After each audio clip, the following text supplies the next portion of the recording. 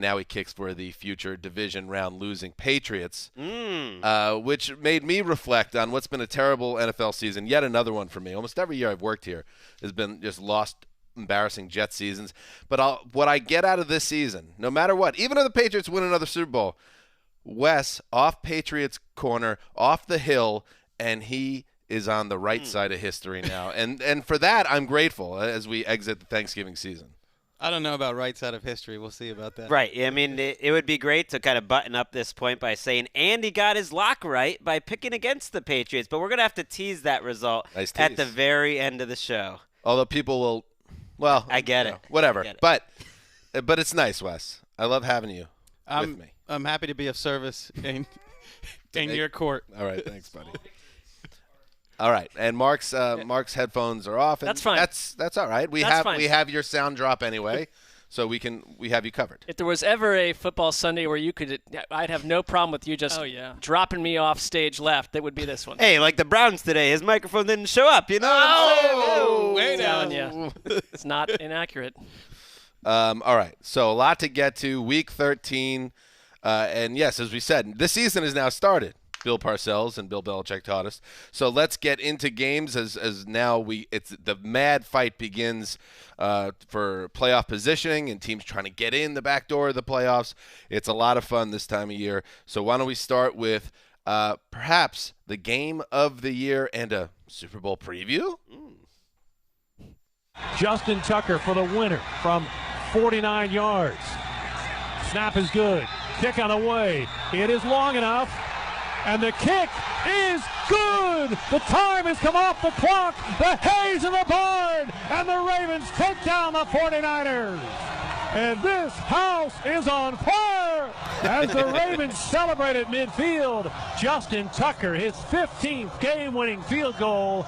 And Thanksgiving weekend in Baltimore ends with one more thing to be thankful for. Oh, Jerry Sandusky. Oh, yeah! The party is raging at Kicker Club, and we ain't going home till the sun comes up. Justin Tucker, we call him King Leg, kicked a tie-breaking 49-yard field goal through the cold and the wind and the rain as time expired, giving the Ravens a 2017 win over the Niners. Wes, the Ravens had been nuking teams with bombs dropped from above during their epic winning streak. On Sunday, we saw them win in a street fight. I think this game delivered. It was not some kind of scoring bonanza, but it delivered with coaches going for it aggressively on fourth down, with George Kittle blocking his butt off, with Fred Warner continuing to play, like Greg said, as well as any defensive player in the league over the past few weeks, and then Lamar Jackson in a game where he didn't pass much and had nothing really going downfield. His ball handling and play fakes were magic and freed up lots of room in the running game for him and the other backs. It was a fun game to watch, and I don't think we come out of this saying definitively the Ravens are the best team in football. These were two even teams, and they had the better kicker today. And they controlled the end of the game situation better. You're right. There was very little separating these two teams. I think it said to the rest of the league, not that we need a reminder, but the Ravens aren't just going to steamroll every great team along the way. I think the 49ers did so many things well in this game. Some long drives against the Ravens. They forced a turnover against Lamar Jackson in terms of a lost fumble, which you don't see very much. Good fourth down decisions that they convert, but it comes down to the end of the game where they don't pick up a 4th and 1, where a play is batted down. The Ravens hit Jimmy Garoppolo's play, and then the Ravens control the ball for the last 6.5 minutes of the game, and that is Ravens football, and that is Lamar Jackson at his best, and it wasn't pretty, but maybe that is his MVP moment, because on a day where he couldn't throw the ball very well, he goes 3 for 3 on that drive in tough conditions for 32 yards, and he picks up 2 other first downs with his legs, including a 4th and 1, and in short yardage situations, he's just the number one weapon in the league. When you've seen Baltimore look vulnerable to any degree, it's because teams in the past, and it's not a week-to-week thing, have been able to run on them. And that in the Niners' strength showed up today with Raheem Mostert, 146 yards, 7.7 yards per carry. And it was George Kittle playing that role where, like, it wasn't just the big play catches. He is a physical nightmare to deal with in opening holes and a huge part of that ground game. Oh yeah. I'm impressed with the fact that the Niners, because had they been wiped out, you have to look at this entire league and say no one's going to stop this rumbling train of Baltimore. And this was a weather game. We've seen these 3 weeks in a row with playoff contenders where weather has almost, I think, clouded what you could really say you saw, because Clouded weather, nice. There we are. It reduced both teams to such a degree, but the Ravens, man, they are. When you look back on a Super Bowl type season, if it happens, it's this kind of a game right here. Got to win games like this. Yep. It's not always going to be as easy as it's been recently. And yeah, and ho-hum, Lamar Jackson runs for 100 yards. And it's just like, you can't just look at him and, he had 125 passing yards. He's that complete player that we really have rarely seen in the history of the game. I would imagine he's got to be getting close to 1,000 yards now. His final stats are going to look like nothing we've ever seen before. He's the first quarterback to rush for 100 yards in a game 4 times in a season.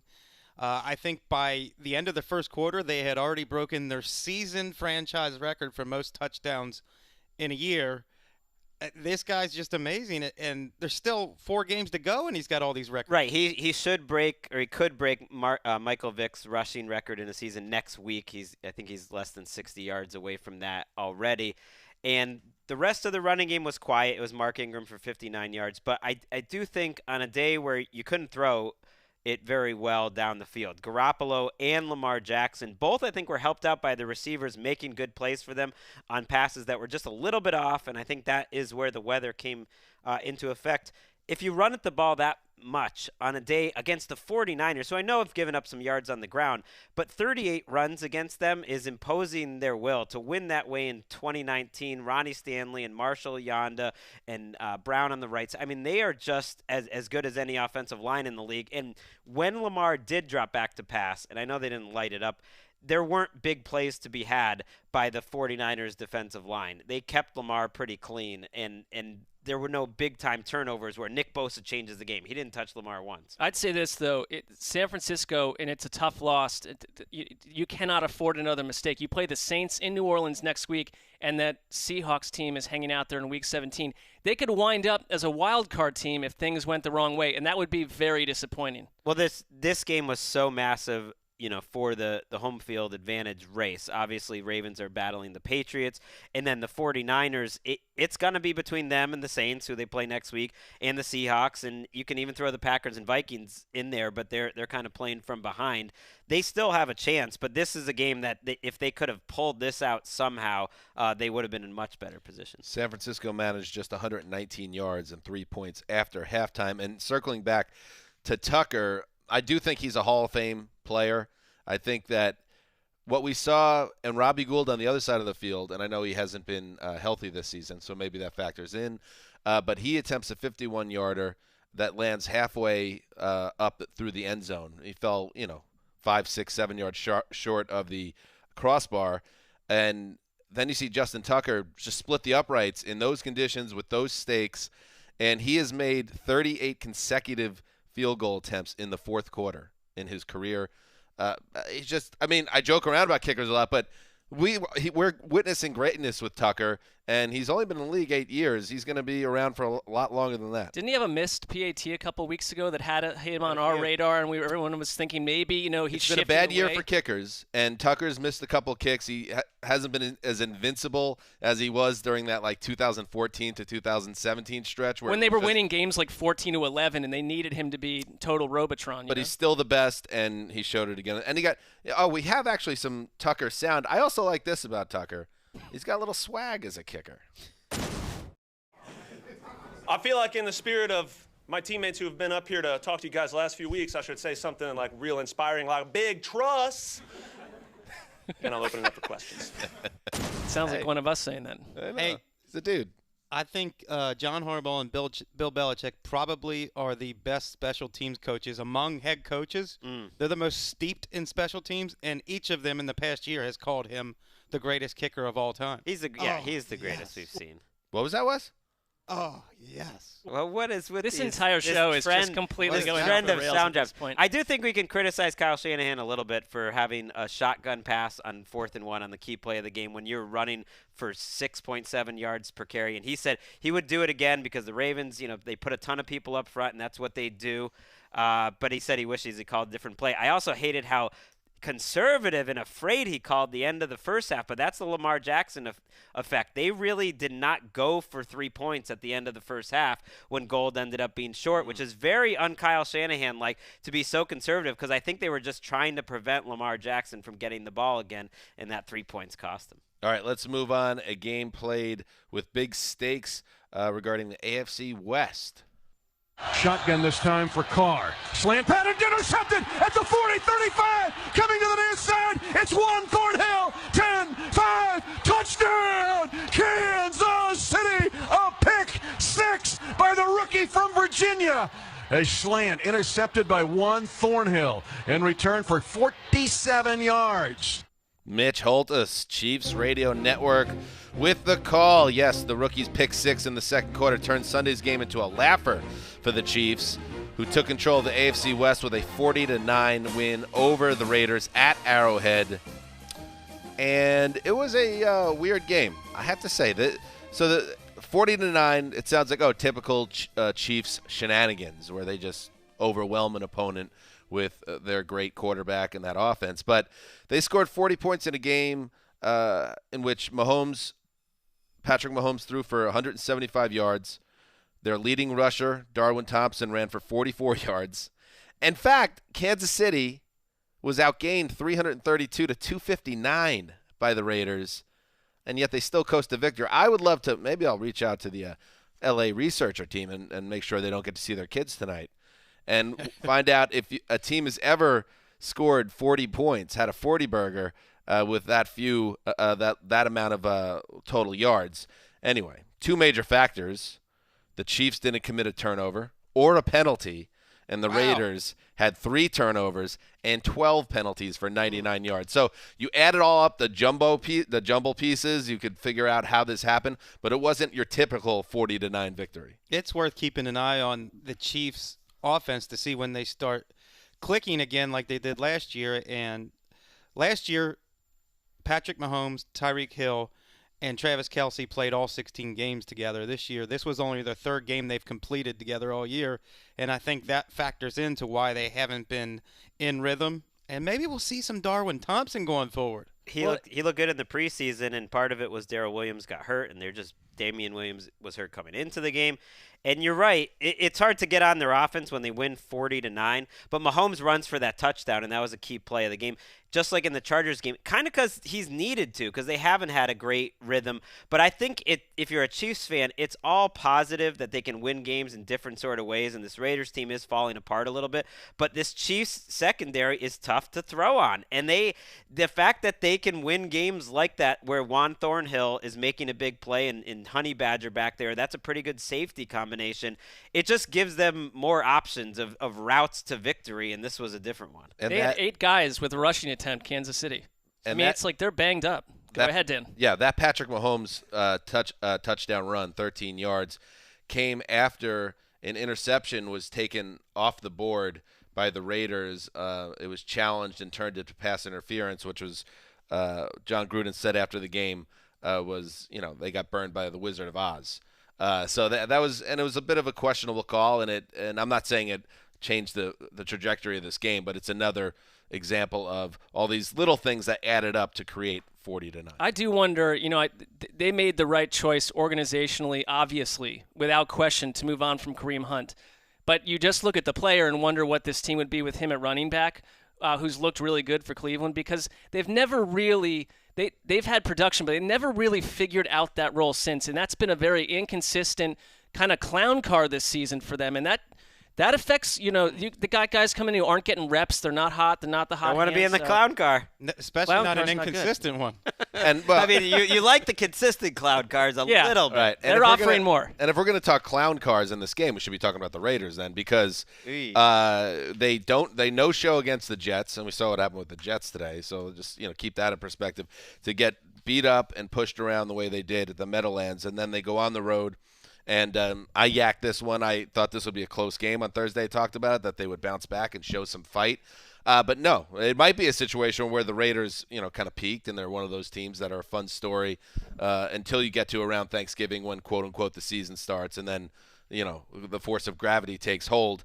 I still think they'll be a tough team to beat in their building, but it's 6-6 now. What can you really expect going forward? Well, they play 3, 4, and 8 teams in the last 3 weeks of the season, which makes next week home game against Tennessee kind of a dirt nap game, at least for the Raiders. I think if you're the Raiders, you have to win that game because they're falling behind in the race. And Derek Carr, he's going to have to wait to get another chance to prove he can win in cold weather. And the numbers in cold weather are terrible, and they got worse today.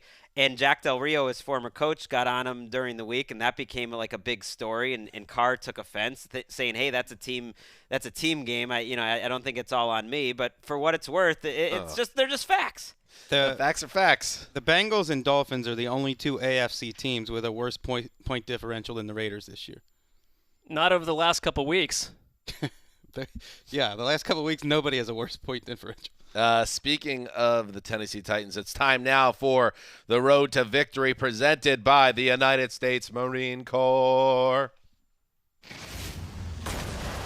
Vinatieri, 46-yard field goal, left hash for the lead. Snap, set, kick, block. Ty Smith has it. 50, 40, 30, 20, 10, 5, end zone, touchdown, Titans. Ty Smith to the house. It's the first time since 2001 when Big Ford, Henry Ford, blocked it in Detroit. That was 293 games ago. Oh, my. Mike Keith, what a flex. That's why you keep Mike Keith around. With a nugget in the big spot in the middle of the call. I feel like he practiced that on Saturday, but fair enough. That was excellent. Titans Radio Network called the Cruikshank redemption. Dane Cruikshank crashed the inside gap, blocking a potential game-tying field goal. Ty Smith scoops it up. 63 yards to the house. It's the biggest play in the Titans' 31-17 win over the Colts. The game that had huge ramifications in the AFC Southwest.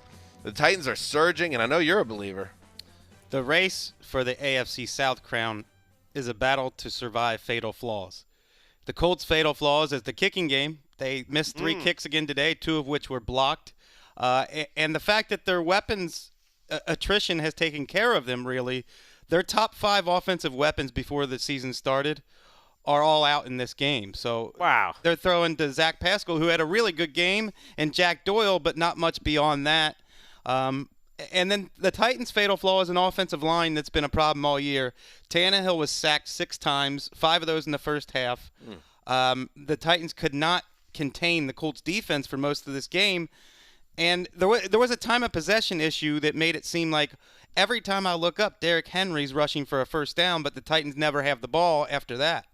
Derrick Henry, last 16 games, he has rushed for 725 yards and 20 total touchdowns.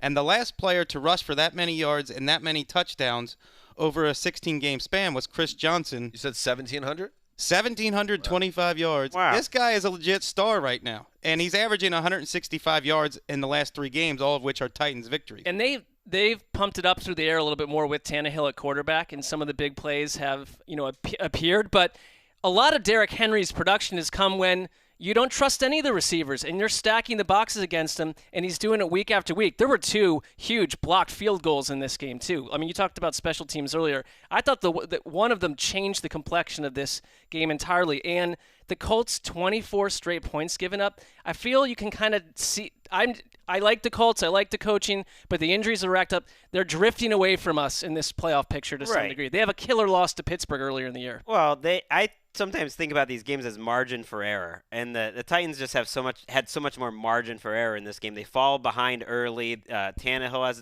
there's a couple turnovers early, but they can survive that. Whereas the Colts cannot survive Jacoby Brissett throwing a terrible interception, which he did, which helped to turn this game around. It's like they need to play perfect. I think Titans fans were frustrated for much of this game that Frank Reich was out coaching them. But ultimately, you're Brissett and you're throwing to Marcus Johnson. You're throwing to someone named Ashton Doolin from a place called Malone University. Never heard of Malone. I was a painting student there. Randy Travis is at tight end. He came from the Country Music Awards. Ross Travis. I don't know what's going on. Hey, leave him alone. Greg likes country. That's not they true. sound like Williams, they're little like Lucinda. they're like 2 days away from signing Jordan Matthews. It sounds like. It's rough. I'm just saying the Titans have a little bit of juice, a little bit of firepower. They do. They're fun to watch right now, and Tannehill is playing really well. Despite all those sacks, which I don't think were on him, they were on the offensive line, he's still making big throws into tight windows, and then a great throw with the 40-yard touchdown to Khalif Raymond to put the game out of reach late.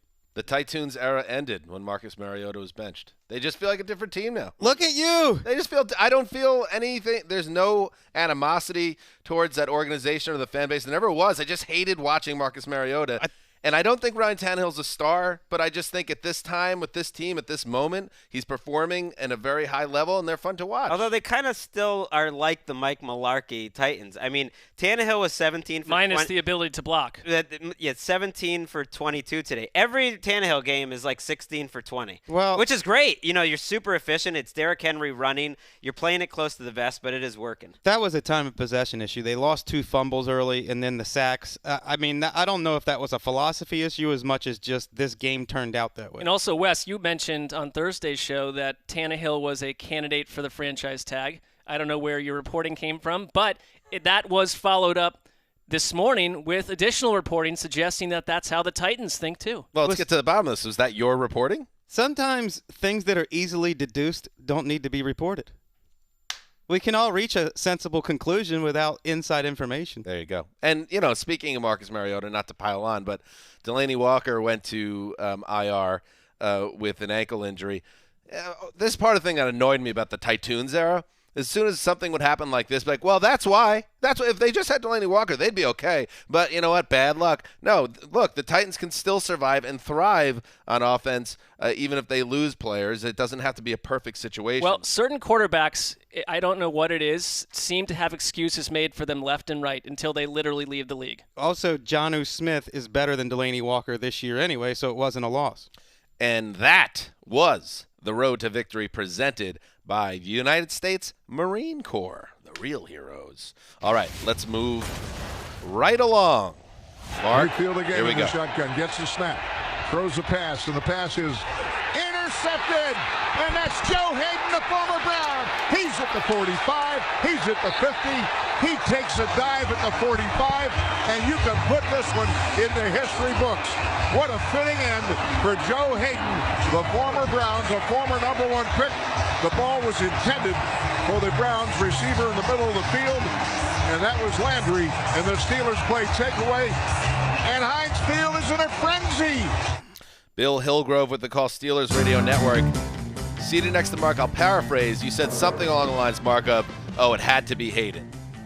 Well, I mean, Joe Hayden was an awesome Cleveland Brown and a great fan favorite, so it's not like he's someone that is on my animosity list, but it just sort of tweaked that very painful end to a game. We just talked about the Marines. We know they show up every Sunday. The Browns showed up for about 14 minutes of this game. Then they said, we're kind of done with this. They amassed at one stage. Let me just lay out the game.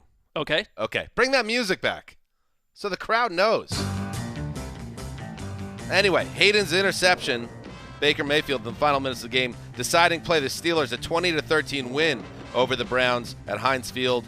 Pittsburgh started the season with 3 straight losses, will enter the final quarter of the season in the 6th and final playoff position in the AFC. On Sunday, they got some revenge on the Browns, Mark. To me, it is a microcosm of what has been wrong with Cleveland, and we'll get off Cleveland quick and get to Pittsburgh, the much more encouraging team here.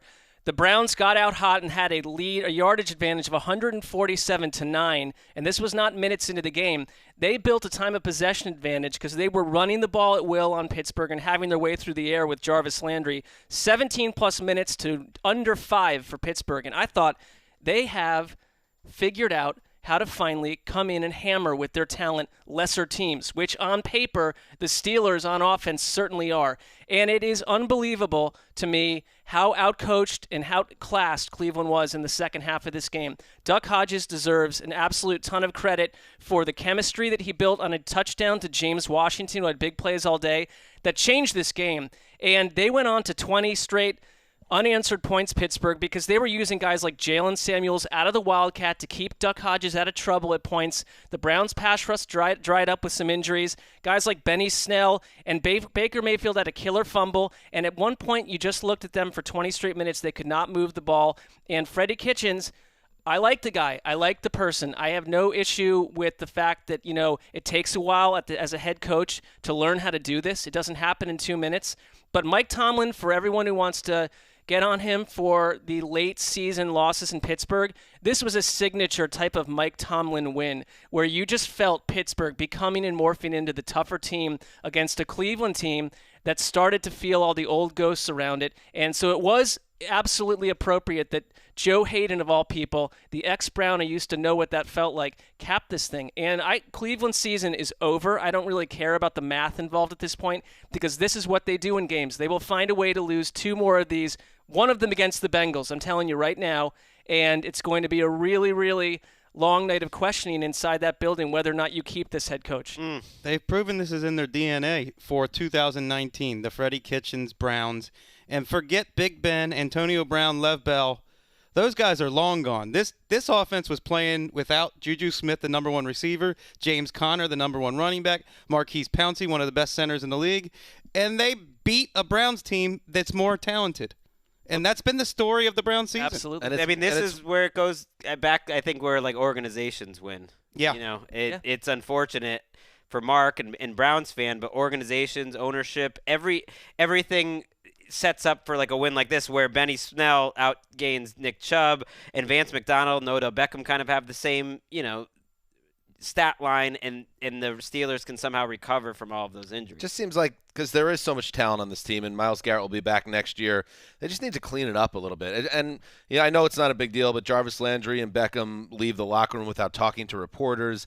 It's just I don't know. Who's running that team? I don't know who's running the team, and it doesn't seem, and maybe that is, and this is one of the things we thought before the season, the possibility that all the personalities won't mix the right way. Maybe with a stronger head coach, it works. Maybe these are the type of players that won't respond to a stern head coach either. These are all things that need to be worked out in Cleveland, but they have a lot of work to do. I mean, because we did say, what is this, their 7th loss?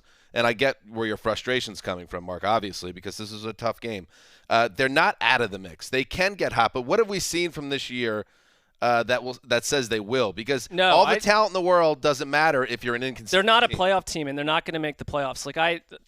I understand the mathematical side. It's the little things to tack on to what you just mentioned that safety Demarius Randall is not even brought to the game, and no one quite knows why. There were some safety issues. He maybe received, some threats or something. Freddie Kitchens is photographed with a fan wearing a Pittsburgh started it T-shirt, and it was given to him by his daughters on his birthday. So it's okay, let's not make a huge deal out of that. But you wear it inside the house, buddy. It's nonstop issues, and this was the 1 week, and Dan, you were feeling it with the Jets, the optimism for the first time in years, and I tweeted out some real strong stuff, and I was like, why is my feed? Well, my feed is blowing up today because I appropriately annoyed the Steelers fan base, and they seem to be a strong-willed group, and good for them. But it got retweeted. Midday. I found out by Old Takes Exposed because that's what you do if you're a fan.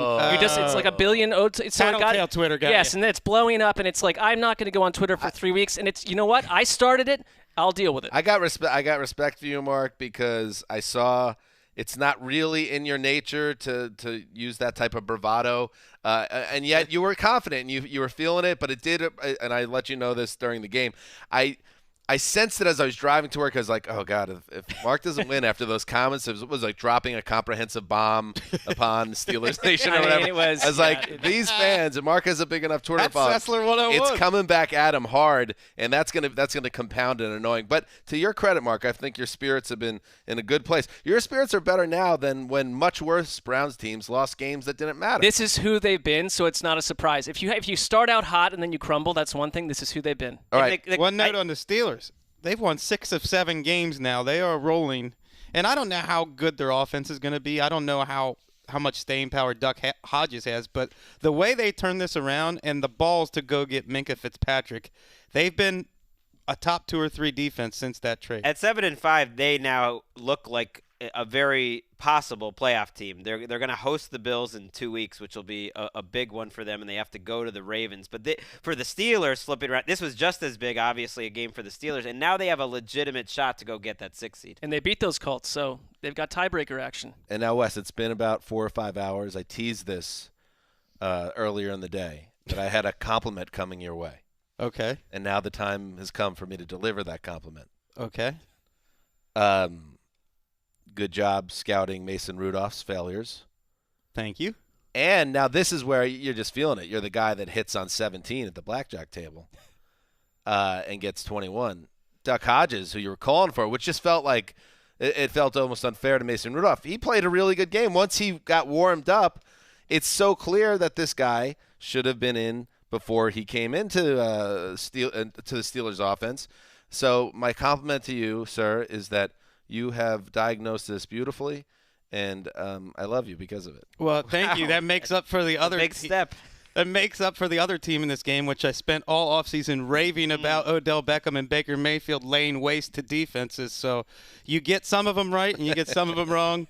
But I do think Duck Hodges, what this team needed was a quarterback who won't throw the game away, won't mess up, and has some sense of rhythm and timing, which was missing. I mostly just like Dan's trend towards not wanting to have any genuine human interaction outside the podcast. He wants to save it all for on air. Eventually, we'll only speak to Dan on the podcast. That's like what Warren Beatty said to Madonna in her documentary. Now you're Warren Truth or Beatty. Dare.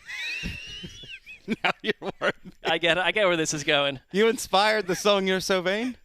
I can't even go on. Let's move on. It's like, no, not at all, but all right. Let's go. Empty backfield for Allen. Takes the snap. Allen under some heat. Allen looking, backpedaling, giving up yardage. Gets hit. It's down, and the Redskins going to win it. It was Bostic who knocked it out as Allen gave up yardage all the way back to the 30-yard line. 14 seconds to go, and the Redskins defense gets the job done. Larry Michael, Chris Cooley. What's wrong with Cooley? Turn it up in my headphones. Ugh, Cooley.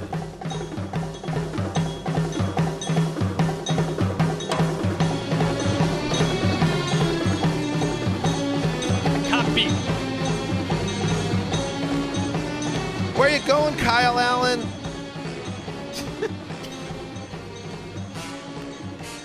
Turn it up. The Panthers quarterback scampered. Too loud. Someone's in peril. The Panthers quarterback scampered 23 yards behind the line of scrimmage.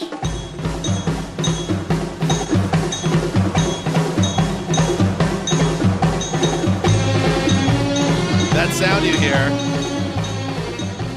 you hear is tens of thousands of people clicking into the Mark Maron podcast. Nice sack. Scampered 23 yards. Thank you to everyone taking drugs that is staying with us. We appreciate you. 23 yards behind the line of scrimmage before Chris Odom knocked the ball from his hands. It was a profoundly unsuccessful 4th and goal try for the Carolina Panthers, and it allowed the Redskins to escape with a 26-18 win. That is 2 straight wins for the Washington Football Club. And listen, we all know it. Dwayne Haskins is developing, and he's developing photos from his selfie binge, but he's also developing as a young rookie, and he needs help. He needs help just like any other rookie quarterback needs help, and he hasn't been getting much of it on a bad Redskins team. Today he did because, especially from their running game, Adrian Peterson and Darius Geis combined for 258 yards, 3 touchdowns. Geis especially, and this is something you really wanted to see because he's a talented young player that's had injury issues. He was running angry in this game. And I mean that as a compliment. Angry runs, Kyle Brandt style. He had runs of 38 and 60 yards, 2 touchdowns. Mark, you'll like to know that Adrian Peterson moved 1 step closer to Walter Payton on the all-time touchdown list. He had a score. You tracking this has saved a lot of work for me. I appreciate it. Yes. So the Redskins did a nice job, and their offensive line deserves a lot of credit for that as well. And on the Panther side of the ball, they blow a 14-0 lead in this game. And I know they kind of cooked their goose because of Joey Sly's misses against the Saints last week. So maybe this game didn't have a ton of importance at 5-6, but now they're 5-7, and they're riding a 4-game losing streak, and they have a losing record at home. And the owner came out 10 days ago and said, I will not stand for mediocrity, and they are the very picture of mediocrity in the NFL right now. And that's all a long way of saying that in a league where they fire, in our league, where they fire a quarter of the coaches every January, Ron Rivera is cooked. And I don't even know if it should be because of his quarterback play. It should be because he switched to a 3-4 defense in the offseason, and they run some hybrid. They're not strictly one thing or another, but they entered this game 31st in run defense DVOA and got worked over today. Their run defense went from decent, not terrible, to one of the worst in the NFL, and they've been reasonably healthy all year. Well, they lost K'Wan Short, which was huge. Right, but not known as a monster run defender. He's a pass rusher. No, and they lose on Terry Poe, and you watch Darius Geis go 10 for 29.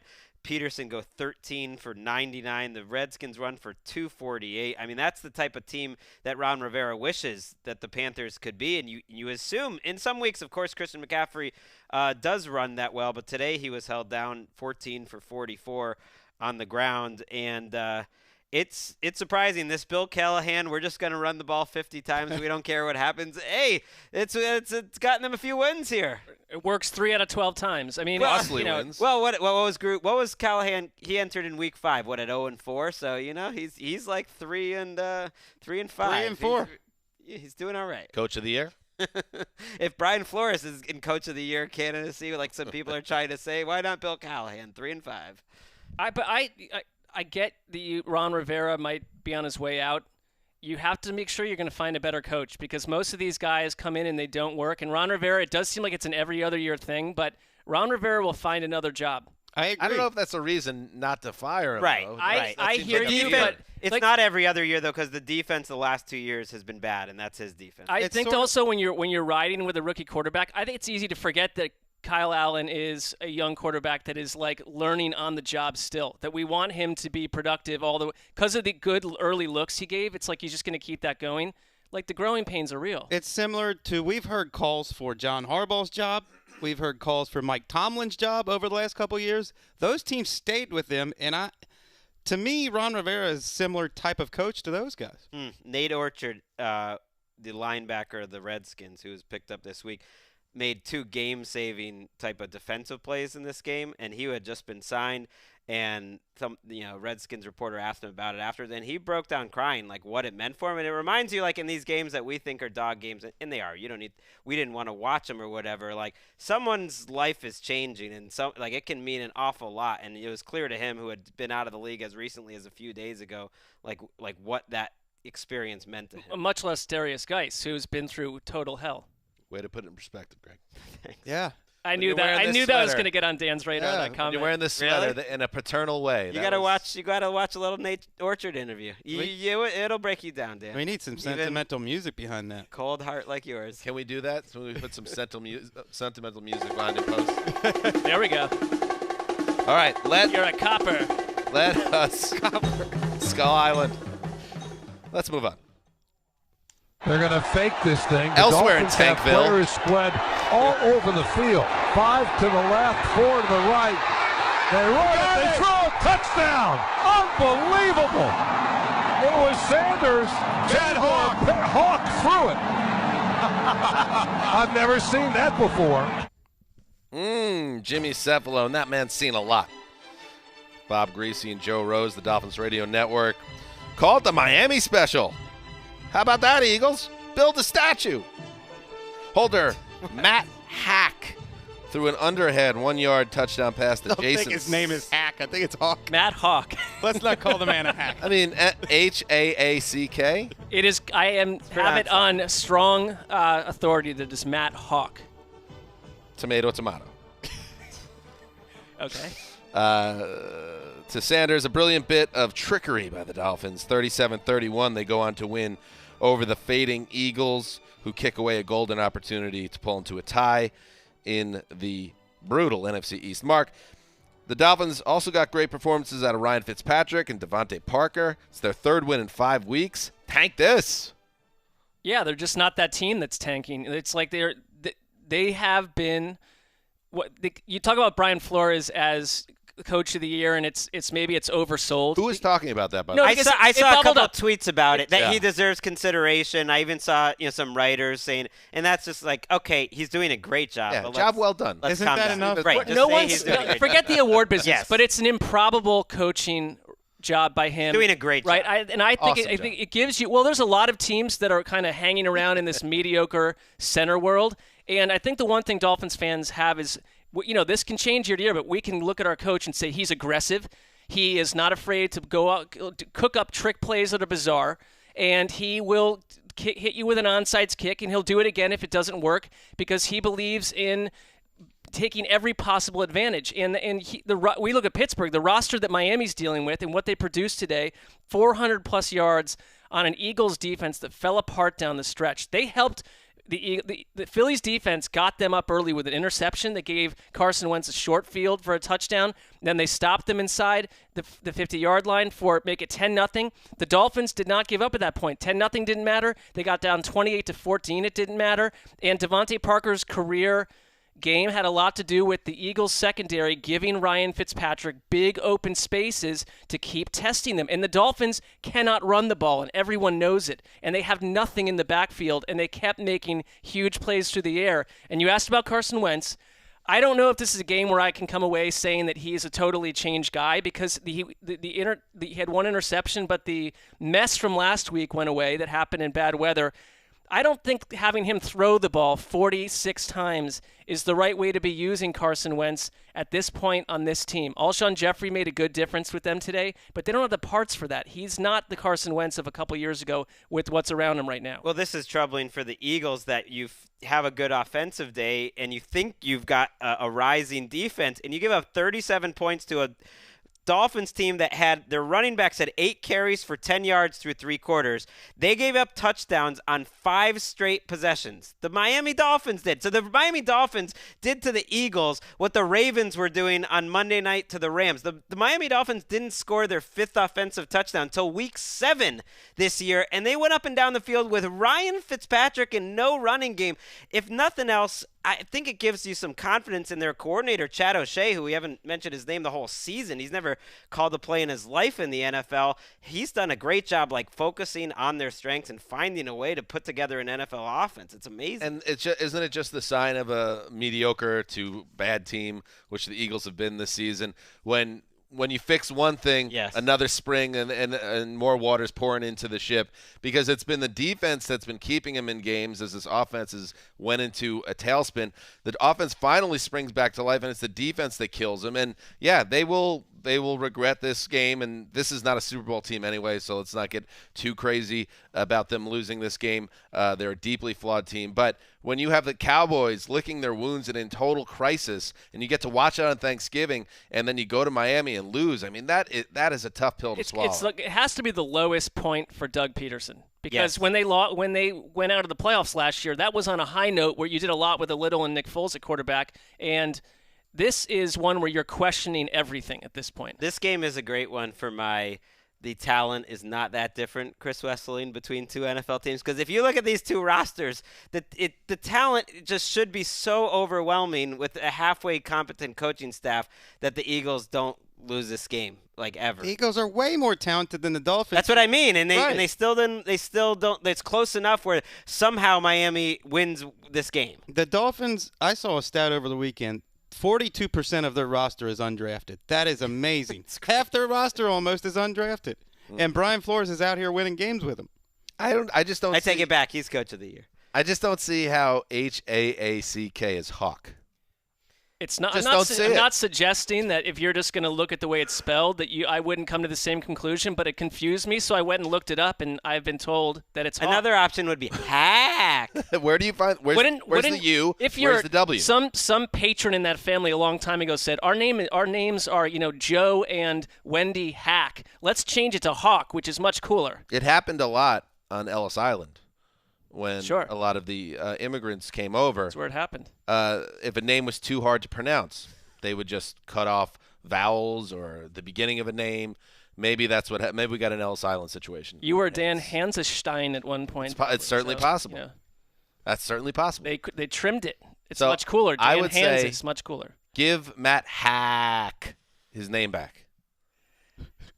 I'm just going America. off the research and the information that I did before. I think the show. subtext So, here is I mean, it's not on Dan, it's on Hack. Maybe the punter doesn't want Fair to be enough. known as a hack.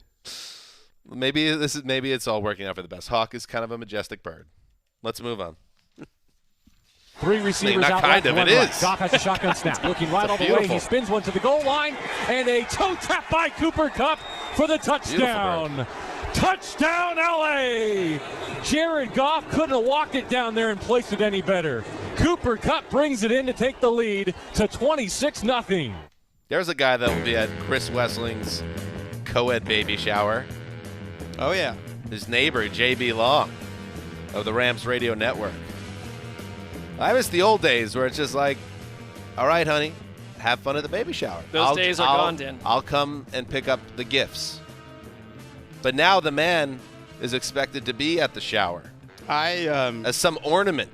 I will argue Arm heavily candy. against a couple shower. I don't know to what effect, but I will argue heavily against it. What are we there for? Somewhere in like the late 90s, this changed. It used to be showers were just for the women. I don't The know, old man I don't comes know and too picks up many the men gifts. that have had to go to their own show. Oh, I do. You?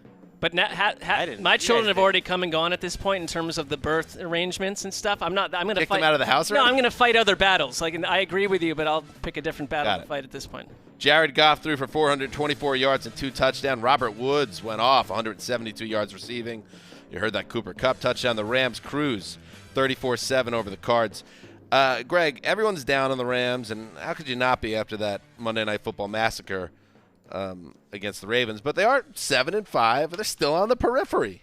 That's all. I'll give them that. They're on the periphery. They have games that matter, coming up against San Francisco and Seattle, so they'll get to decide their fate because those are the teams ahead of them. They showed at least today that they are capable of a game like this, that Jared Goff and Robert Woods and Cooks and Kupp, when they're all on the field together, and I do think it makes a big difference when all 3 of the receivers are there, are capable of beating down a terrible pass defense, which is what the Cardinals are. But to be clear, like Goff had 408 yards with 8:50 left in the third quarter. Whoa. They basically sat down, with a quarter to go, and he didn't really do anything in the drive or two after that big barrage. So they were doing everything they wanted. It looked like the 2017 and 18 Rams with a lot of timing throws, and Robert Woods especially having just a fantastic game, 13 for 172, and a lot of tough grabs. He is kind of, it's almost cliche to say, but he's kind of like the key guy. It feels like to them, like when he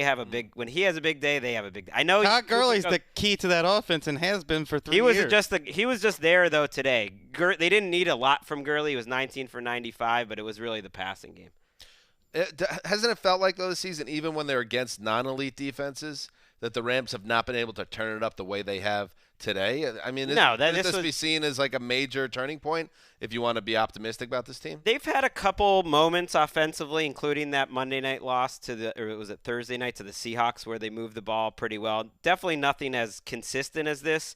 And it was, surprising to see it against a Cardinals team who had played – we had been saying how great the Cardinals have looked, and they've played all these great teams down to the wire and given them credit for that. So if they're going to get blown, the doors are going to get blown off them at their home, you got to give some credit to the Rams for doing it. I'd imagine Sean McVay did not want to deal with the optics or the narratives coming out of a game where if the score were reversed, you get a loss to Cliff Kingsbury, the new offensive mind. And so there you go. So I don't know. To me, this stops some of the bleeding. Do I trust the Rams to pick up where they left off from this week, next week, or the week after? Not yet. Well, plus they're in the Not yet. NFC. If they were in the AFC at 7-5, they're rolling because they have games against the Cardinals, again in Week 17, and you're at Dallas, which at this point is a winnable game. But they have Seattle and San Francisco, and they might have to run the slate just to get into the playoffs in the NFC, and that is tough. For what it's worth, and I know they changed their grades after they do some more work. Pro Football Focus gave Todd Gurley the highest rushing grade of the last 4 years, and one of the highest rushing grades I've ever seen from a running back Today. in this game. He had Whoa. he had some Hello. really good runs early. The only reason I said that he was a supporting player is when they got it to 34-0, he had 60 yards at that point on about 9 or 10 carries, and they just had thrown the ball like crazy. His runs, and as we've mentioned on the show, he's looked a lot better. Andrew Whitworth had a great game shutting down Chandler Jones. All the guys on their defense 8 and sacked Kyler Murray 6 times. And Was Murray healthy in this? Because I know he came in with an ankle issue. they hamstring, and hamstring. they talked about that. But then a couple times when he did scramble, he looked okay. He said that wasn't the problem after the game. He took full responsibility and just said that they were flat, and he made a bunch of bad I mean, that's what decisions. quarterbacks would Yeah, do. which is what but you want. It might have been a factor, but there was a couple times he scrambled and looked okay. It's just weird watching this team, just seeing David Johnson as the occasional couple carries back up to Kenyon Drake. But that's just where they If the Rams ever knocked off Seattle next week, all back in on saying anything is possible. But That's fair. But they have their signature wins are few and far between. Sure, and they're going to need teams ahead of them, to help them, including Seattle. All right. I was just looking at a schedule change made for Week 15. Oh wow! Buffalo at Breaking Pittsburgh news. has been moved from 1 p.m. Eastern on CBS to 8:20 Eastern on NBC. Ooh. So Buffalo Pittsburgh Love flexed. it. Primetime duck. Minnesota Chargers flexed out to 4:05 on Love it. CBS. Good job. Had to do it. Had to be done. And it's been done. And good. You know what? That is great for Bills fans. I hope you listen to every show, even when we're not talking about your team on a recap show. But there you go. There's some love for the people of Buffalo. When's the last time they had a Sunday night football game? So now you get Thanksgiving showcase, bang, right into Al, Chris, and Michelle. Love it. It's not the Vikings' fault they're getting moved out, but it's a great decision. And in between, you have a game against the Patriots. The Bills are going to have a lot of big-time games in the next month. That was fresh off the wire. That was 6:17 p.m. from Lakeisha Wessling yeah. from the newsroom. So, what a family affair this truly is. Let's move on. Rodgers goes quick count. Back to throw.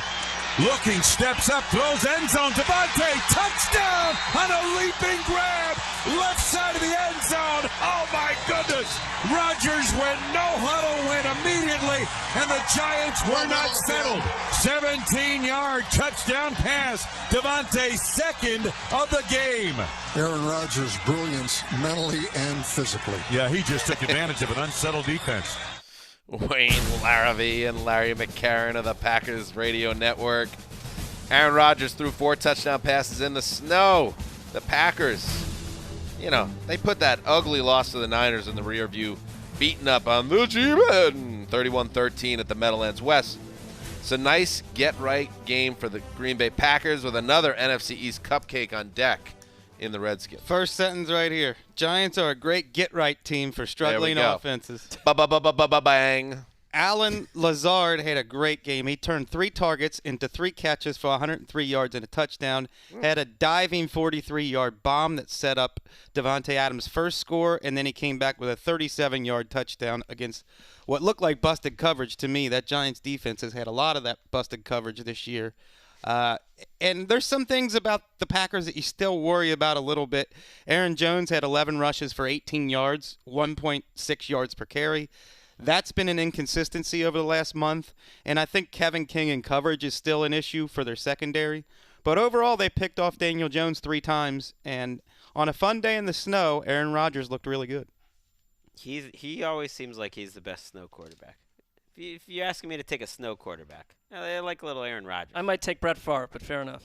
Or Tom Brady. Any Packers Be in that mix. superstar. I would ask you guys to watch a little bit of the press conference from Pat Shurmur. It was something. He was just like emptying out the bag of kind of, I don't know if I would call them excuses, but just explanations that you don't want to see out of your coach of a guy who's on the way out. He called this team historically young. Someone asked him about Jones's, rough day, and he tried to paint it as a positive that, well, he had 3 interceptions, but no fumbles. Like he cut down on the fumbling He problem. made some good throws, too. That was like a positive. That the stadium was very empty there, and I know it was bad weather, it was rainy at the start, but that's a sign of a franchise that's in deep trouble. And he is 7-21 now through 28 games. Pat Shurmur. He seems like he'll be one of the 8 doomed 8 we'll call them. And also, you bring up a good point that especially with these coaches where the writing seems to be on the wall once you hit December, there are some tropes in their press conferences, and I'll read a line from Ron Rivera's presser today. I'm not worried about my future. I'm worried about this football team. We have a game coming up on Sunday. When you start hearing things like this and some of those lines that Greg was talking about from Shurmur, you kind of know the die's been cast, and it must make for a really weird / uncomfortable / depressing vibe around team headquarters. Or in the head coach's house, potentially. I mean, it's a dark, probably not dark great there time. either. Just a dark time. Especially, a New York Giants team that's losing this much it's tough. And it's funny because the Giants used to get so much credit for, they're the patient owners. They're not going to make hasty changes. Well, that's great until your team just becomes one of the worst teams in the NFL, and then you probably fire coaches after 2 years, 2 straight times, because that's what's going to happen with McAdoo and Shurmur. I mean, like growing, so yeah, you were patient until you turned into one of the worst 5 teams in the NFL, and then you became like everyone else, and you weren't patient. I will ask you to remember that sandwich bet from August, where I mentioned Giants ownership picking up Bill Belichick in a parking lot outside Giants Stadium and driving them up to New England on a conversation that will remain secret about what Bill Belichick might do next year. Maybe come back to with the team where it all started. Basically from 84, really 81, let's say, when Parcells – I'll say it again. From 84, when Parcells kind of took hold and the culture changed there, and we'll take it all the way through, and there were some down periods here and there, Ray Hanley here, Dave Brown there, Danny Cannell here, through 2011 and the second Super Bowl win over the Patriots. They really were a model of stability, in addition to being one of the more respected ownership groups, and as someone that grew up in New York that wasn't a Giants fan, a ton of envy about how they were able to do it and be consistent, but they really have lost their way. And you wonder what – it feels like Shurmur's, I can't imagine any chance he comes back, but they have so much work to do to get this thing right. I think he was put in a particularly bad position, but when you take a head coaching job, and that could have been his last chance, and he knew that, what do you learn from Bill Belichick and all these biographies about him? Like, when it came time for the second chance to become a head coach, ownership mattered, which would check the box with the Giants. But the situation that Shurmur went into was one where I felt like he had to be a yes man for some really weird stuff going on there with Eli Manning on down. And it's not all just about Eli Manning. I just don't think Pat Shurmur has proven to really be a head coach that with 2 teams now can work them out of a back corner. It's not good. I still think it's a great job, though. Great job, but next year, to Greg's point, it's a lot of work. But I think ownership and the stage and the team, there's a lot of work. There's a glamour job. Who wouldn't want to coach the New York Giants? You can be the savior there. It's like being the coach of the Green Bay Packers. I mean, look at Matty LaFleur. He met with us back at the owners' meeting, and he's taken off 9-3.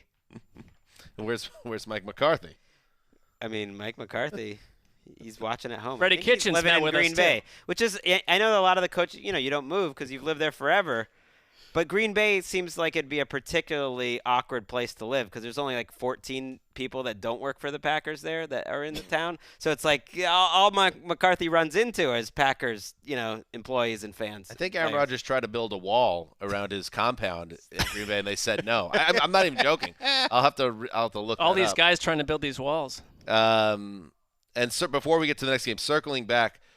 Good on the NFL for acting to flex that game out. What happened with the Ravens today and the Niners was so bad, and it actually was worse because we realized that because of the Jets and Giants playing in the early slot, the biggest market in the country, New York, did not get Ravens-Niners.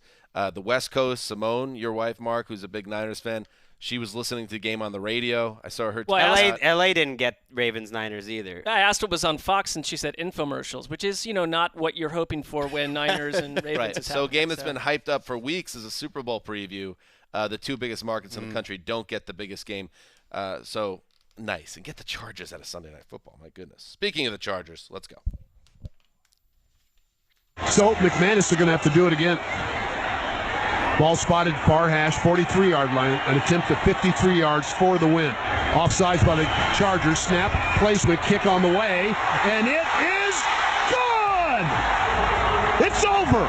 Brandon McManus from 53 yards out gives the Broncos a 23-20 win over the Chargers. A much-needed victory for this Broncos team that now finds their record 4-8. Dave Logan, the Broncos Radio Network, with a call. The Chargers and Broncos traded field goals in the final minute Sunday. Luckily for Denver, they kicked last, 23-20. Win at Empower Field at Mile High. You know, either sell the naming rights or stick with the tradition. You know, I couldn't agree more. I call BS on this have it both ways stadium naming stuff. Mark, I understand that it's a business and the goal is to turn a profit and live in the black, but why should fans be put in that situation? That's where we're going with this. I mean, I don't think they should. It's not fair to fans. They're hard. Oh, you want to talk about the game? I don't know. All right, talk about the game. This game, and you know, we were all watching it together, it just struck me as the most Charger-ish type game ever, but also the most Bronco-ish, because you mentioned Greg was totally fired up, and rightly so, because the Chargers trying to drive down to kick what would have been a game-time field goal, or even better, to continue to go for it on fourth down and get a touchdown and get out of there on what is a lost season, could not get out of their own way. There was a sequence where it was 4th and 1, all right, and just to display their total lack of organization, go watch that drive and the amount of time the Chargers are wasting. They're allergic to urgency in a situation where you kept seeing Phillip Rivers. I don't know if there were communication issues with the helmet or something. It struck me that there might be, because he had to kept waddling over to the offensive coordinator, and the offensive coordinator's talking in long sentences about what to do. The clock's ticking away. They have 2 penalties that take a 4th and 1 situation to 4th and 6. Then to 4th and 11. Then they get a Mike Williams bomb downfield that gives you everything you might get from a Chargers finish. And on 4th and inches, they go for a field goal, and they get it. And then the whole thing happens with Casey Hayward, mere seconds left, getting hit with a PI by Drew Lock, who's never played an NFL game until today.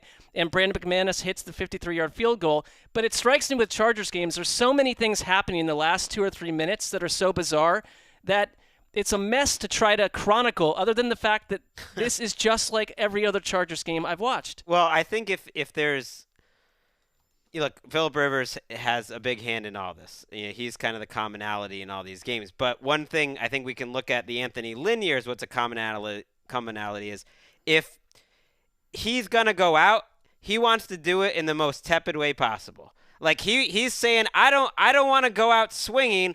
I want to go out kicking that field goal. I don't want to go for 4th and inches. I don't want to play hurry up late in the game. I don't want to have a decision already made in my mind of what we're going to do on 4th down with 2 minutes and 40 seconds to go. I want to then have the camera pan to me on the sideline and have me and the offensive coordinator go back and forth. I mean, you can almost literally read their lips like, what do you think we should do? Well, I think maybe we should run. Well, I don't know. Maybe I should punt. Well, I don't know. Maybe we shouldn't. I don't really trust Phillip Rivers, so that doesn't really make sense. And it's like, the clock is ticking here, buddies, and then they have to waste the timeout, which forces their decision. And you saw that throughout the rest of the drive, and it just speaks to a lack of preparation and what happens when I think there's a breakdown in communication and trust between the head coach and the quarterback, which is what this team has. Well, that was a pretty major report from Rap Sheet before the game that Phillip Rivers, if he continued to play the way he had, would be pulled for Tyrod Taylor. And at one point in the game, we saw Tyrod Taylor warming up, but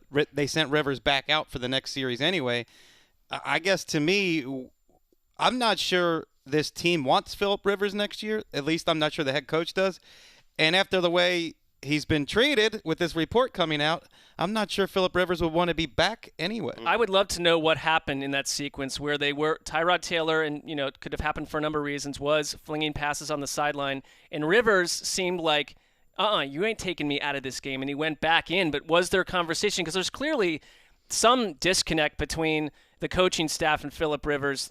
Is sort of the beeline through a lot of this madness and confusion. They're 4-8, and they've outscored their opponents this year. Yeah, that feels like every Chargers. Right. If we're gonna get on Garrett, get on Garrett for losing close games because of situational football, this Chargers team is not well coached in situational football. Drew Lock, people are going to give him a lot of credit, and he had the one interception, but other than that, didn't make huge mistakes. He was sub-Gabbert zone in this game, 4.8 yards per attempt. I was not nearly as impressed with him as I was with Courtland Sutton, who to me continues to put down a strong argument for that second All-Pro spot behind Michael Thomas. He has played as well as any AFC wide receiver, and it doesn't matter who's quarterbacking for them. It can be Joe Flacco, Brandon Allen, Drew Lock. He's beating his man. In this case, one of the best cornerbacks in the league over the past half-decade, Casey Hayward, had a great diving touchdown catch, and then obviously drew the pass interference call that decided the game. I would say also I want to see a little more from Noah Fant. It feels like there's just lost yardage. Either he dropped what should have been a touchdown. And during this whole stuff with the Chargers, they had no Von Miller today. At one point, Jeremiah Attashi went out and Malik Reed too. They had 2 healthy outside linebackers. That should be an area where the Chargers can take advantage. Right. They also had 20,000 almost no-shows, people who bought tickets and didn't show up. You are not used to seeing that in Denver. These teams are both 4-8. I mean, the Chargers are in a position now, with the Redskins, the Dolphins, the Bengals all win today. They're not going to fall behind the Bengals, but the Chargers are at 4-8. Who knows? They might sneak into the top 5 and have a chance to go draft their next quarterback. You said Noah Fant, Mark. Is that like how you say aunt instead of aunt? Yes, it is actually exactly what's happening there. It's been a season-long storyline, and I actually noticed downstairs today that he called him Fant, and I was like, I think Mark's turning a corner. Well, I get tweets. I get tweets weekly for Saquon Barkley versus Saquon Barkley too. It's just I'm not going to change. Drew Lock finished sub-Gabbert zone. And there are some whispers downstairs in the newsroom. Does he pass the quarterback, the look test? Does he look like a quarterback? Did those whispers start at your desk? Start and end with Dan Hansis? I mean, you look at him on the sideline with the helmet off. Is that a franchise quarterback? Now, I'm not saying he is or he isn't. I'm just saying there was some chatter downstairs. It wasn't just me talking to myself. If there's a segment to not clip off for our social media video, I think that's it right there. Let's move on. Minshew awaits the snap of the shotgun. Here's the snap to throw on 3rd down and goal. Passes. Now it's picked off. Intercepted. Picked off by the Bucs. Then we keep it outside the end zone. We go, and it's a pick by the Bucs. Tampa Bay has forced the 4th takeaway of the ball game. Sean Murphy-Bunting has his 2nd career touchdown. This one today on the road in Jacksonville. Gene Deckerhoff. Bucs Radio Network. Yes, Sean Murphy-Bunting. Murph. I'm sure his buddies call him, picked off a Gardner Minshew pass in the end zone, removing all semblance of drama at the big chlorine tank. 28-11, the Bucs beat the Jaguars. Minshew entered the game after Nick Foles melted down in the first half. The crowd is booing. They weren't moving the ball. So Doug Marrone makes the shift back to the rookie. So the Super Bowl MVP is on the bench. And Greg, the whole Nick Foles season has been a disaster, and it's been sloppy and staggered in all the wrong ways, and this seems like a fitting end to what's just been a lost year for Foles. Yeah, I'll wave the white flag in the whole Nick Foles-Minshew debate. Nick Foles was the problem today in the first half. I mean, they have more than just quarterback problems, but today he pulled in 6 drives, 3 3-and-outs and 3 turnovers. I mean, that's going full Peterman. I mean, that's there was one drop on a long pass that that would have helped him, but other than that, it was his inability to move out of the way of the extremely effective Bucs pass rush, Shaq Barrett and Jason Pierre-Paul leading the way. And so, it was on the offensive lineman who also hurt Minshew, who had an up and down. He definitely helped them in the second half. But it was the Bucs defense and Todd Bowles throwing all sorts of blitzes at him that just had this Jaguars team flummoxed. Well, after playing midseason a bunch of shootouts, in which, they could have won, but they lost. The Bucs have won 3 of the past 4 games, and they've just got way more firepower than a team like the Jaguars. They should be winning almost every week now. Wow. Why do you every week against good teams? If their quarterback can avoid interceptions, they will beat these teams that they've almost beat. They are probably the best 5-7 team out there. They could have a better record. This was a very un-Bucs game. Winston threw 33 passes, didn't have an interception. O.J. Howard and Brashad Perriman had a combined 148 yards. Chris Godwin and Mike Evans were barely over 100 combined. Like, they used everyone. Devin White deserves mention as just a guy who's really coming on strong, the number 5 overall pick in the second half of his rookie year. He had an interception. He's great in pass coverage for a linebacker. Also had a touchdown on a fumble recovery. And JPP just dominated. He had 10 pressures. Your boy Shaq Barrett, 2 sacks. So they do have a lot of they do have a lot of talent. It's like December Bucks. No one Nice. Yeah, it's nice. Nice, Mark. Yeah, good for him you threw in there. Yeah, well, I've come around on him, weeks ago. I know that was a take that I had, back in like late September, which was drastically wrong and not even related to him. He's a free agent. He's going to make some money. Maybe he'll be. Maybe he'll be on the Browns. Franchise tag. Why not? Might be. Come have fun in Cleveland. He's going to have 15 or more sacks this year. He's not going to hit the market. The Jaguars, though, have been outscored 127-47 the last 4 weeks. That's 20 points a game. So that's more than just the quarterback. It is.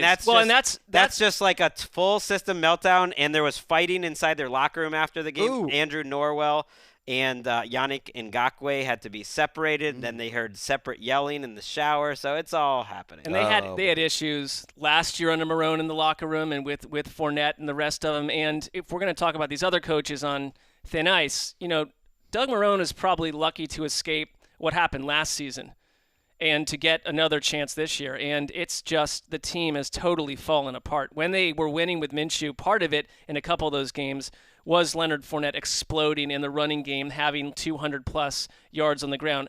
So maybe you guys are right and we're right in the sense that, I do believe in Minshew more than Foles at this stage. Well, for a minute, it looked like the Minshew magic was going to happen. He came in, they scored 11 unanswered, and they had the ball on the 2-yard line. He had 7 plays inside the 10, 6 straight plays inside the 5 with Minshew in the fourth quarter where they could have cut it to 1 score. He winds up throwing an interception. They couldn't run the ball. The offensive line, it was everyone collapsing, and then it was over. Speaking of the doom date, sometimes it's 7, maybe 6 if you're lucky. But guys that could be fired, yeah, you got to add Marrone to that list. So Rivera, Shermer, Jay Gruden is already gone. That's just the way it is in the NFL. All right, let's move on.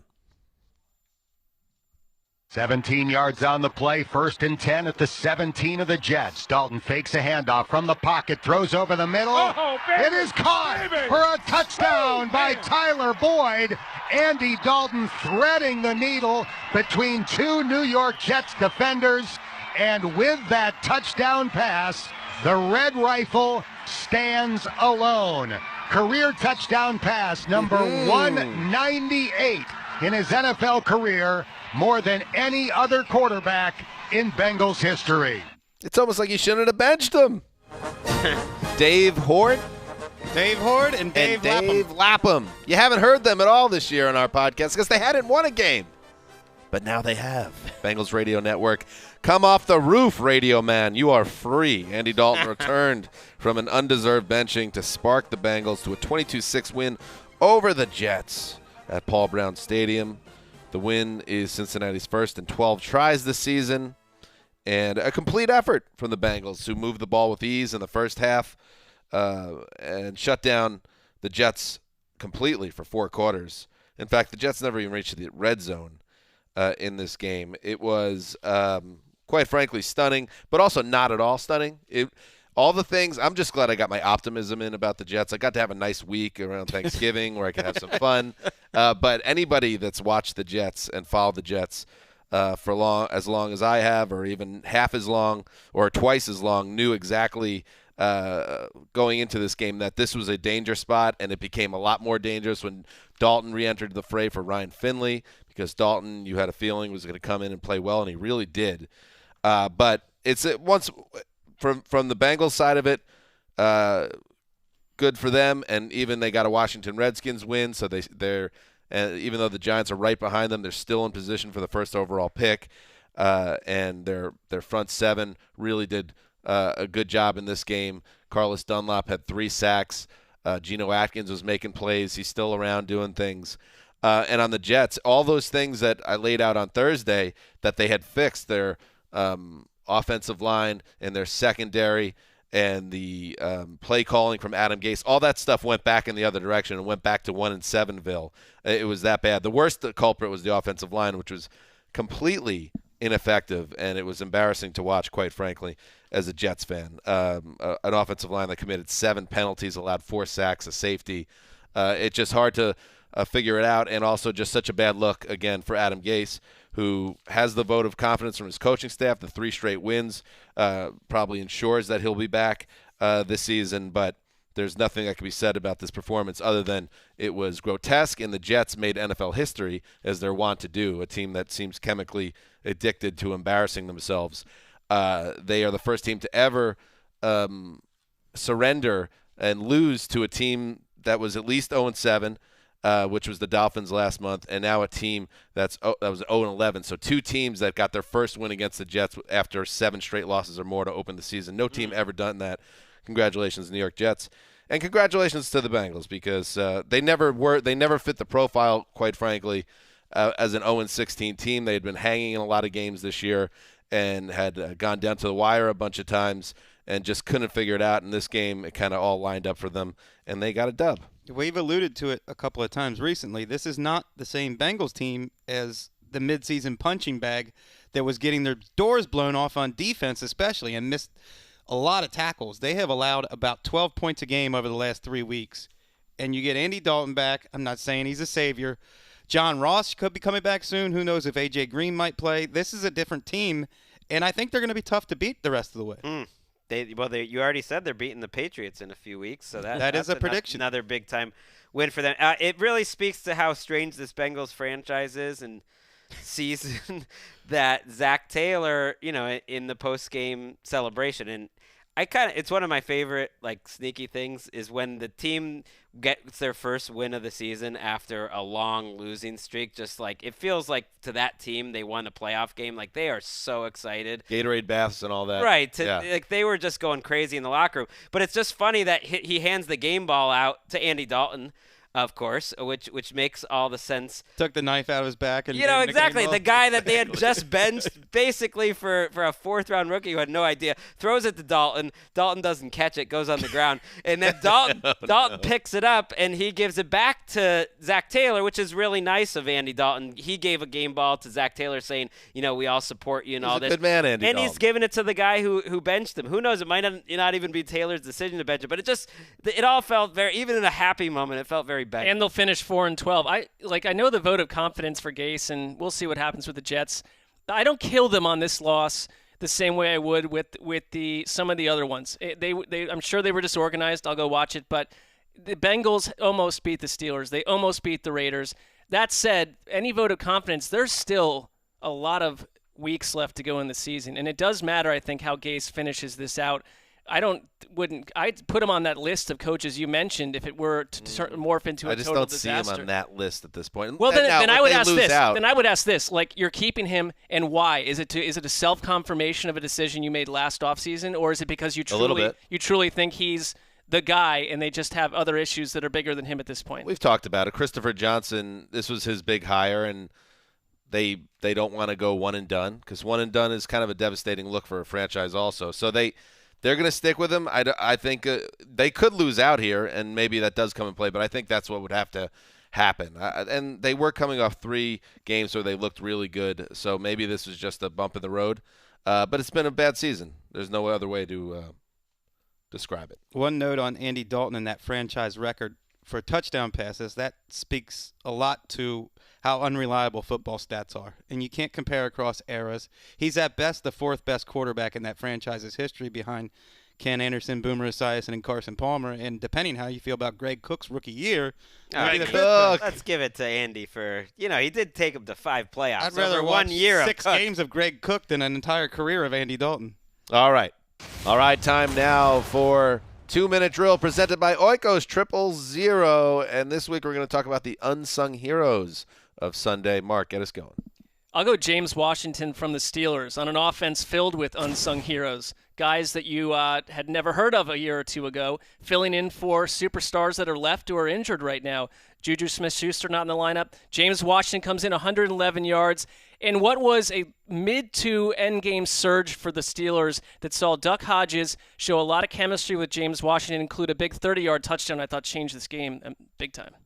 a pretty good receiver. Let's go to the most unsung receiver in football this year, Cortland Sutton, who I believe has a strong case for the All-Pro team. What? He's been right there behind Michael Thomas. I think he's been excellent at the catch point on contested throws. He's been dangerous after the catch. The degree of difficulty on his receptions ranks with any wide receiver in the league, and he's done it with Joe Flacco, Brandon Allen, and Drew Lock. It doesn't matter who you put back there. He's winning his matchups. Made a lot of bad throws look good. Very well put, and I will throw out an unsung hero as well. You know, we're watching Michael Jordan here. When you talk about the kicker game, Justin Tucker. He's a guy people will remember decades after he's done because he's just the best in the business. In the cold, in the wind, in the rain, with the stakes at their highest, Justin Tucker does not flinch, and you see him getting hoisted up by his teammates because they get it too. In fact, Lamar Jackson after the game calls him the golden leg. That's how they call him. Hey, it's golden leg because that's what this guy is, an all-timer. It is glorious. I mean, he's being compared to Michael Jordan. His nickname is Golden Leg. I feel like the more should be on us for him not to be unsung at this point. He should be very sung. I'm doing my best here. Is he unsung? How about Devin White, the linebacker from Tampa? Hey, you'd say, how could a top 5 pick be unsung? Hey, have we ever talked about Devin White on our show? No. Yes. He plays in Tampa. No one cares about him. Well, he's great in coverage, great tackle there in open spaces. He had an interception. He had a touchdown today that was forced from a teammate, and he just flies around the ball. It reminds me a little bit of Tremaine Edmonds, who finished out his rookie season very strong. Bodes well for the Bucs. A real treat for the yogurt heads this week. Really good stuff from everybody. That was the 2-minute drill presented by Oikos. 000.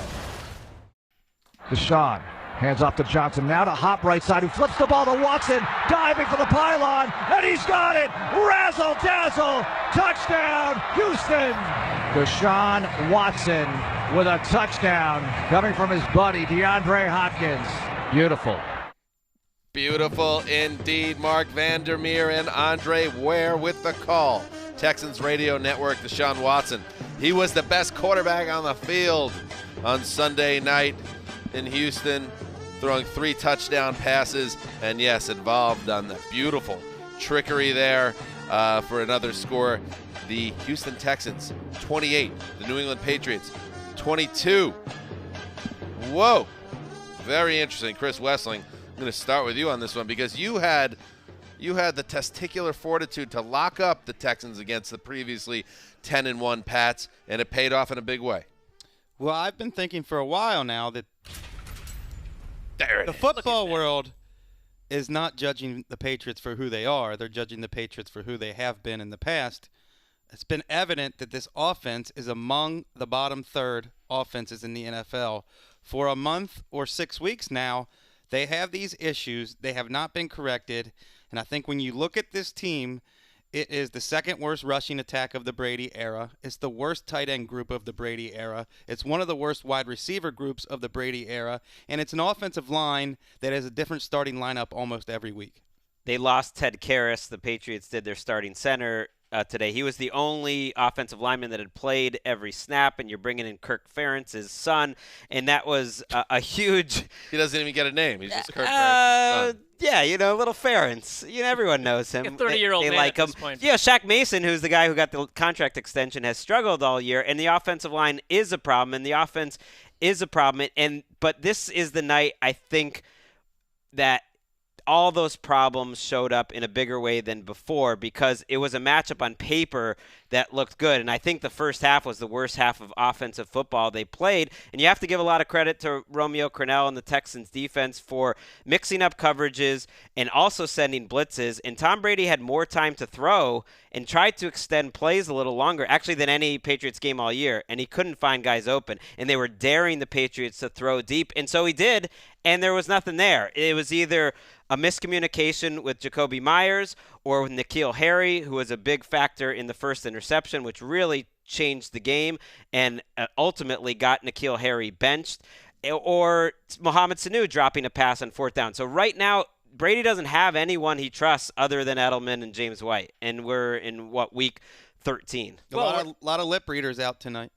Yeah, there were. I mean, we're now in the time where we say, Belichick, he just uses September to craft his master plan on offense and figure out how to round into shape as some sort of total juggernaut.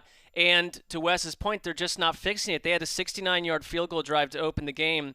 Their next 5 drives did not cover more than 30 yards each. Then they lost the ball on downs. And I love the Texans doing what you need to do against New England, which is be ultra aggressive, the trick play that we open with. But then they had the shot to Will Fuller that went out incomplete at the back end of the end zone, almost a catch, and they go right back after that to Kenny Stills. And it's like, that's how you need to handle New England. And their defense has been super consistent, but they got buzzsawed by the Ravens. They got taken to town tonight by Houston's offense. You have to wonder, I'm not going to view New England as they're going to round into this number 1 seed material over the next couple of weeks. I wonder what will happen against the Bills. I wonder what will happen down the road, the Chiefs next week. We, in a podcast that, technical difficulties might have wiped it away from a lot of our listeners, but we talked about it on the Friday morning Thanksgiving recap show. The Bills are lying in the weeds a little bit at 9-3 if the Pats came down to earth, and now you have the Pats 10-2. They fall out of the number 1 seed. That's now property of the Ravens for the time being. And New England now goes and has a big matchup against the Chiefs, who are obviously an excellent team as well. It's a very interesting time, and I want to, because I feel like this falls to me. Certain things like the Eli Manning defending Bill O'Brien, trying to give him some praise. It's hard to get praise for Bill O'Brien in this room sometimes, but they're 8-4. They are looking like they're going to, and the Titans should be taken seriously at this point, but I still like the Texans to win that division.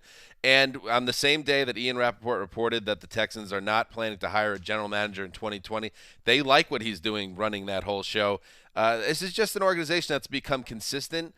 And year after year, I don't know if it's going to translate into January, but the Texans, to me, are a dangerous team in the conference. They play the Titans twice in the last 3 weeks of the season. That will decide the division. Wow. And I think the odds are increasing that both of those teams make the playoffs. Yeah. They will have a chance, and I think the Patriots' defense, for the most part, played well. They gave up the touchdown where Brady has an interception in the red zone early. They get a lot of punts. They give up the Texans had 276 yards on the day. They got a lot of stops. They didn't make big plays. What I saw was Deshaun Watson and Jordan Akins making a play, and Kenny Stills making a play, and Duke Johnson getting singled up on Kyle Van Noy. And I just saw better athletes winning their one-on-one matchups because they were better on those plays, and they deserved to win it. A lot of the times the Patriots' blitzes were getting home, and Watson was just too good. And I think that's like good offense is going to beat good defense. I don't look at the Patriots defense any differently. I look at a Patriots offense that I have been saying that I think has time to round into form. And I think that's still true. I mean, you think they will? I mean, it depends what form is. Good enough to win playoff games, I think that's absolutely possible. But they have 4 weeks left. I mean, a year ago at this time, they were also losing to the Dolphins and the Steelers. We've seen so many teams over the years, over and over, this happens to us, that teams stink in December and they win the Super Bowl. So if you're a Patriots fan just trying to manage the season, they want to get to that bye. They need to get the bye. The 1 seed's going to be tough at this point. But if they can get whatever it is, they win 2 or 3 of the last 4 games. They probably need to win 3 of the last 4 games. If you beat the Chiefs, you're probably going to get that. Shape. You're in good shape. You beat the Chiefs at home. You got at Cincinnati, home Buffalo, home Miami. But who knows? The Texans also, if they could play well enough, maybe they could run the table and they have a tie break. When the Patriots lose, they tend to lose convincingly. I mean, they got blown out 3 times last year. They've been blown out twice this year. It's not like totally out of their character that we've seen it. Well, the Patriots team we've seen in the loss to Baltimore, the barely winning against the Eagles, barely winning against the Cowboys, and losing to Texans in convincing fashion cannot be counted on to go into Cincinnati and just win the game. I don't think that. I think if their schedule has helped them a lot this year, whereas if they had a tougher schedule, they might be a more normal record like 8-4, which again isn't the end of the world. I do think that there are pieces here, but you're starting to run out of time. You threw the ball 5 times to Sanu. You thought maybe he'd be an answer, 14 yards. You threw it 6 times to Dorsett, who was in one-on-one coverage a lot, 15 yards. So they're really struggling to find, where is this offense coming from? And if you have a pretty bad offensive line, which they do right now, when you play the better defenses, and the Chiefs have a pretty good pass defense, like it's going to be tough. You're going to need turnovers, and you're going to need to be in Foxborough most likely. I just haven't seen Tom Brady this frustrated Right. in regular season games like this consistently week after week. And there were a series of flags on the offensive line that are not characteristic for the Patriots. So it isn't just, you have to fix one position group. There's a lot to fix. Do I trust any team more to do it than the Patriots? Obviously, it's every year they do this. We get it. But something feels a little different with Brady. It is different. We also Brady. said we thought it was different last year. The difference this year is it's offense. And I always trust offense more than defense. And the offense is like nothing we've seen in the Belichick era. Again, though, like the teams that get the bye, it's just a 3-game tournament, and then it's your matchups. And sometimes, the Patriots have gotten some breaks over the years of, they get to play the championship game even when they're not the 1 seed, or a certain matchup falls the way. There's a lot of ways you can get lucky, but right now, unless they get a lot better, they're going to need to get lucky. Let's play a fun game. I asked Erica, and even though she's a Patriots fan, she did do it. So she's a pro. I asked her to cut the Patriots radio network highlight of that trick play by the Texans. Now, if the Pats did that play, Zolak would be hollering like a madman and saying, "Warm up the buses," and all that stuff. Will we hear from Zolak during this call and the immediate moments after? Will you hear his voice? Yeah, we'll hear him down a beer probably. Have you heard this yet? I have not heard it. I think so, because I'm assuming that he realizes that's part of his job. I don't think it's going to be as wild and vociferous, but yes, I think we'll hear his voice. This is the literal definition. I predict radio silence from Zolak. Greg? Let's hear it. Silence, I guess. Okay, let's hear it. Go with one. Watson, he hands it off to Johnson, who then gives it to Hopkins on a reverse. He pitches it to the right for Watson, who dives to the pylon. Did he get in? Deshaun Watson celebrating with his teammates. The pylon knocked over. The officials with a less than emphatic signal, and the Texans have added to the lead. You'll see this one again here. A little razzle-dazzle. That makes sense. That's close to a forward pass that might be coming back. Tony Corrente, the referee, has given the Texans the go-ahead. I almost think that both sides are right, that we did hear from him, but to your point, it was not like, oh, wow, what great trickeration, warm up the buses. No, it was, I think we got jobbed on that one, fellas. It's rough. Hey, Ricky. Also, a tweet from you sent during the game. Belichick looks more disappointed than when I gave my dad's new Mercedes a car wash and used the mop to reach the roof, causing the metal bar to scratch the entirety of the car. First of all, that sucks. Yeah. But a bit of a flex that you grew up with Mercedes in your driveway? No, I didn't think of it like that. I thought of it more of like my dad was so upset when I tried to do this nice thing for him. Yeah. Life example. And if it was just his Toyota Corolla, it wouldn't have been as big of a deal. Car. It was a Mercedes, and I was like, I'm going to give my dad a secret car wash, and I reached on top of the roof with the mop, and you know how there's the metal bar that like holds the mop to the stick part of it? Yes. And I just scratched the top of my dad's new Mercedes back and forth. And secret car wash. Yeah, I wanted to be nice and like do something for my dad. And that's thoughtful. Yeah, what was your punishment? Or did he think it was such a nice act that he didn't care about the scratch? Oh, no, I had to buy him a new Mercedes. You were like N'Keal Harry, who was like, "Ooh, I'm gonna surprise Tom Brady with this special new route I'm gonna run," and then just not be there. Sorry. The only Mercedes I've ever been in is when I was like parking valet cars for the rich people at the top of the hill. No doubt, Dan. We believe that. I said, wow, you could have leather in the interior? Unbelievable. Do you need a car wash, Dan? I mean, if there's any 4 people who have overcome more in life, yeah, it's just, I mean, I don't think you could find them outside of created narratives spun from fiction. All right, so good stuff. We'll be back on Tuesday with a podcast breaking down all what's happening around the NFL. That's what we do. Then we'll have a show Thursday, a Thursday night show, and the wheel goes round and round. Thank you to everybody, and also.